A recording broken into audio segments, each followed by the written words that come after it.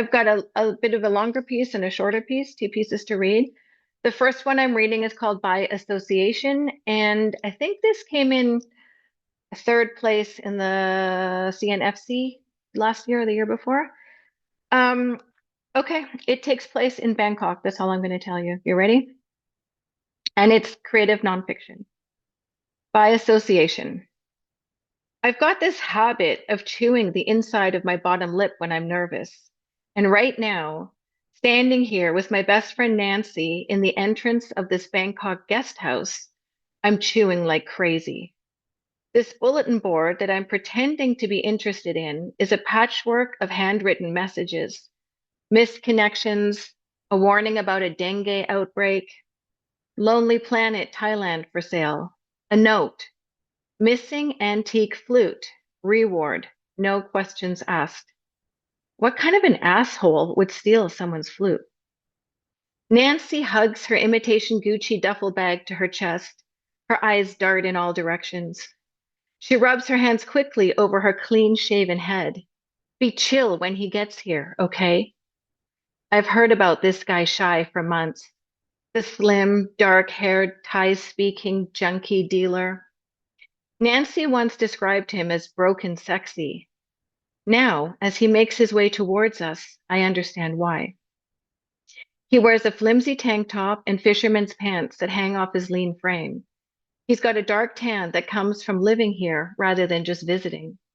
Wet hair hangs snake-like down his back and silvery tracks on his forearms. I'm simultaneously attracted to and afraid of him. I extend my hand towards Shy and I blurt out a casual greeting, but he ignores me and looks at Nancy. I can trust her, he nods towards me. Yeah, of course you can. I look down at my flip-flops. I wonder. I'm not here to transport anything. That's Nancy's job. But I am here to see how it's done, to learn the ropes, as they say, in case it's something I might be able to do in the future. I've sold grams of hash to friends here and there, but I've never sold drugs across borders. Nancy, however, has transported contraband in and out of Asia underneath her various wigs for years. She's not a greedy person. She does it to make enough money to enjoy the winters, raving and doing smack on the beaches of Goa. In between runs, she travels to Japan on tourist visas, works as a hostess, and turns tricks with Japanese businessmen. Nancy lives freely without guilt or remorse, and I find this intoxicating.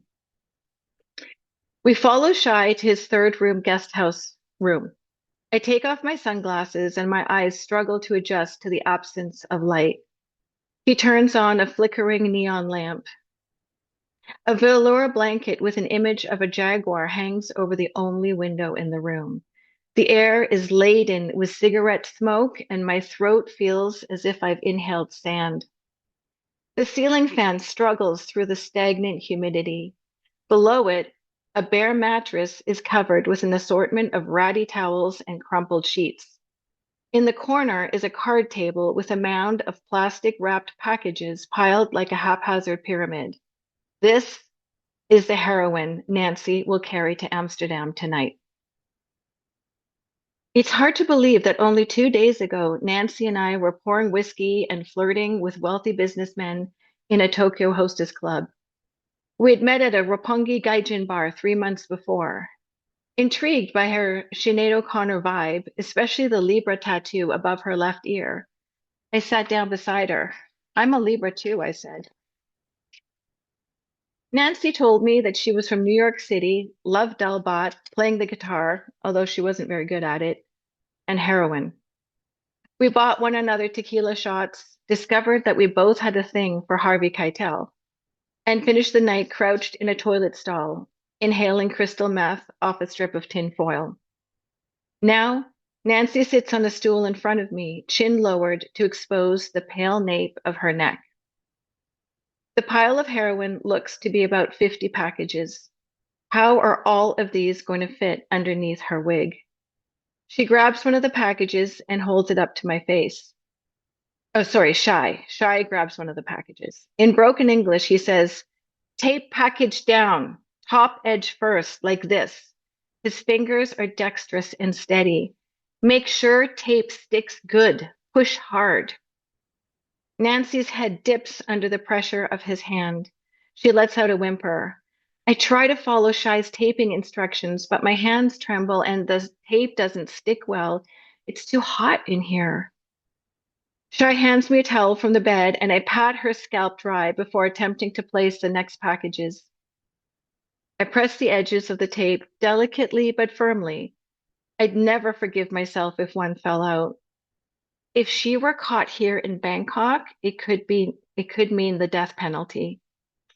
I try to convince myself that if I were to get caught here in this room with this dealer and this drug mule and this table full of heroin, that my sentence would be lighter. I'm not transporting, I'm not selling. I'd only be guilty by association. Rip, tape, press. Rip, tape, press. Nancy chews her cuticles and winces occasionally, but mostly stays quiet, unusual for her. She's typically one of those extroverts who can talk to anyone about anything, whether they're interested in what she has to say or not. Shy and I work without speaking. Outside the room, the comings and goings of travelers walking to and from the shared bathrooms. Australian accents. A woman yells something in Italian. When Shy's not looking, I rub my palms on my cutoffs because I don't want him to think my sweaty palms are from nerves. If I show any weakness or hesitation, he may change his mind about me being cool, trustworthy enough to potentially work for him. Rip, tape, press. Rip, tape, press. One afternoon, while Nancy and I were soaking in a jacuzzi in a fancy Tokyo hotel, courtesy of one of her customers, Nancy said something that hurt me. We'd been talking about our friendship and how lucky we were to have found one another. I don't know if any of us used the term soulmate, but I sure felt that way about her.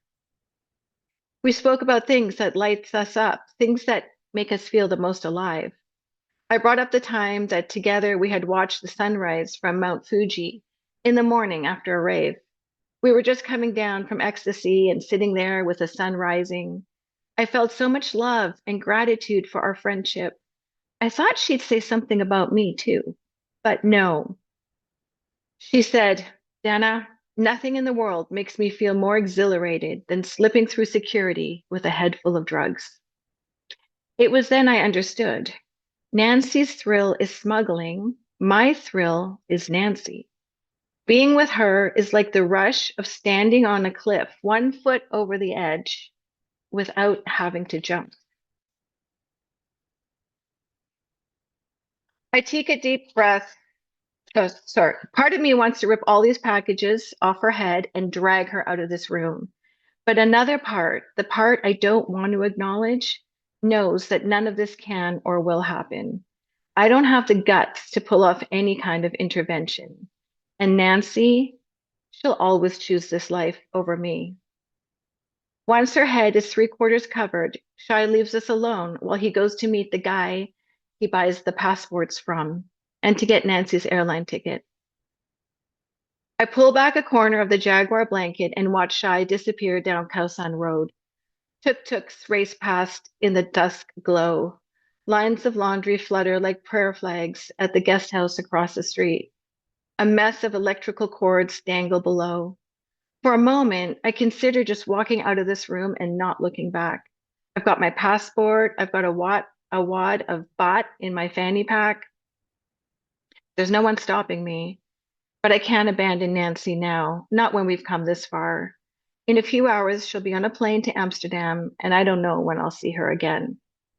I wipe the sweat between my breasts with the back of my hand, then rifle through Nancy's bag. I pull out a couple of bottles of water, her barely written in journal, the tarot deck someone traded her for some smack, her wig, and her suit. The silk skirt and the blazer we had tailor-made in Manila, but Nancy never hangs them up, so they're all wrinkled. Nancy sticks out her tongue and widens her kaleidoscope eyes in the mirror. She looks like an alien with the packages all taped to her head. After running her nylons, we decide to scrap them all together. Nancy hates nylons, but I thought they'd make her look more polished. Nancy shimmies into her skirt, tries unsuccessfully to smooth out her panty lines, and finally, I adjust the collar of her button-down blouse.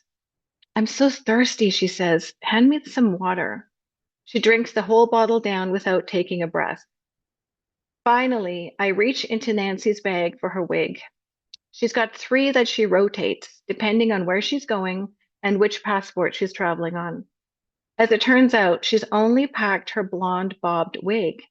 I do my best to stretch it from the front to the back and the back to the front, from left to right and right to left.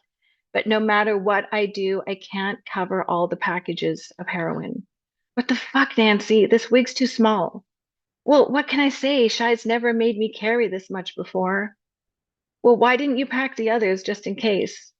Well, I couldn't find the Cleopatra one, she says, and the long blonde one, I sold it to a customer. He paid triple what I paid for it. My shoulders ache and my fingers are sore. I sit on the edge of Shai's stained mattress to drink my water while Nancy lights a cigarette. I feel the faintest breeze, but I wonder if I'm imagining it. I'm not. From behind that jaguar blanket wafts a bit of outside air. It carries with it the familiar smells of Bangkok, fish sauce, motorcycle fuel, and cooking oil. I pull Nancy's wig over my knee in another attempt to stretch it out. In the end, it's brute force that I finally manage to get it on with, and all the packages covered. I stand back to have a look. The wig sits unnaturally high and tilts to the left. Nancy resembles a customer at some back alley hairdressing school. All that's missing is a hairdryer with a bulbous hood to swallow her up, which at this point may not be the worst thing. Nancy pencils in her sparse brows while I clasp my hands behind my back to stretch my shoulders. There's no way my nerves could handle this job. I'd be so scared. People would be able to smell it on me. Here I am. I've made Nancy my destination, but for her, I'm only a stopover. I'm here risking possible arrest and or incarceration because not only do I want to be with Nancy, I want to be Nancy. The truly fucked upness of my beliefs and choices climbs so far up my throat that I feel I may choke. I lay back on Shai's mattress and something hard jabs into my shoulder blade. Half hidden under the pile of crumpled laundry is an antique flute. So that's the end of that story. It's funny, like when I read these stories, I'm like, holy crap, did I really do all those things? Like it's like reading somebody else's life. And I'm kind of glad I wrote them down because it reminds me that I yeah, that was me at one point in time. It's like different me's all folded. You know those Japanese fans? I feel like each of those little slices is a part of my life all folded together. So that's that. And then I've got a different piece that I haven't sent out yet anywhere. I just wrote it recently, completely different. I didn't want to do everything in the same vein. And this is actually, it's written in second person, and it's called Fulfilled. And the full, the F-U-L is in brackets, like full. It's a play on words, full and filled. About a woman, me, I guess, um, at a Botox clinic. The filler stings, as if an X-Acto knife is slicing into your lip. I'm threading a cannula, a thin wire that distributes the filler evenly without turning you into a pincushion, the Medi doctor says. Oh, sorry, the Medi spa doctor says as he slides the needle into the outer corner of your upper lip. Your eyes water. You squirm. The medical assistant, dewy skinned, a full arm tattoo, a fine lined Audubon scene, hands you a palm sized squishy ball, the kind your daughter used in elementary school for anxiety relief. Squeeze this, honey. It'll distract you. It was your daughter, now in her early 20s, who first suggested injectables. All my friends are doing it, Mom. Come on, get with the program. The first time you booked into this clinic for a Botox consultation, you were offered hot mint tea and almond cookies on a golden tray. The doctor took you into his treatment room, made you feel like he wanted to know you. Tell me about yourself, he said. Who are you? What are your likes, dislikes? You told him you loved hiking, weight training, writing. The dislikes took longer. Coffee, beer, getting to bed past 10 p.m. The who are you answers disappointed you. Mother, wife, writer, question mark. His interest, feigned or not, created possible neural pathways in your brain. Wanting to look younger wasn't your motivation. Wanting to remain visible was. You hadn't planned on getting treatment tonight, just a follow-up to soften the deep frown lines between your brows, your triangle of sadness, a phrase you recently learned from a Woody Harrelson movie. After declaring the Botox a success, your forehead now frozen, Medi's spa doctor handed you a mirror. I want to show you something, he said. Look up, raise your eyebrows, squeeze them together, make a fishy face. You did as you were told. Hmm. You must be a smoker, he said, to have all these barcode lines around your mouth. You've never been a smoker.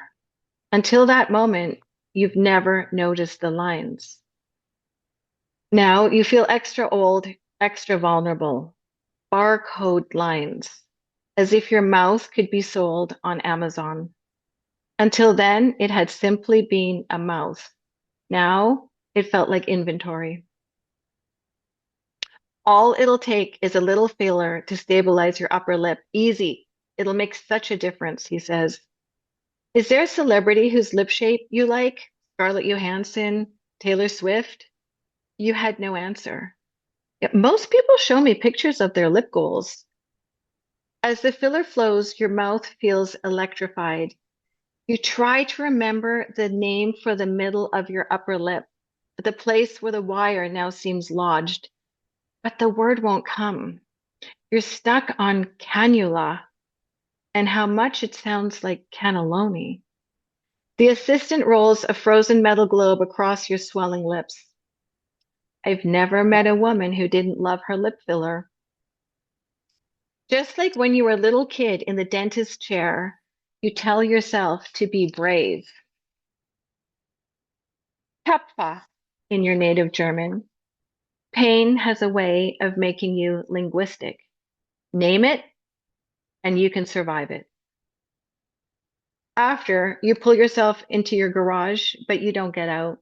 You sit there in the car, hot, swollen lips, more duck-billed than mouth. You hate how you look. How is it that you, a generally discerning, rational woman, paid to have a face that now feels foreign? You really hope that your lips will deflate by the 40% he promised. Then it comes to you.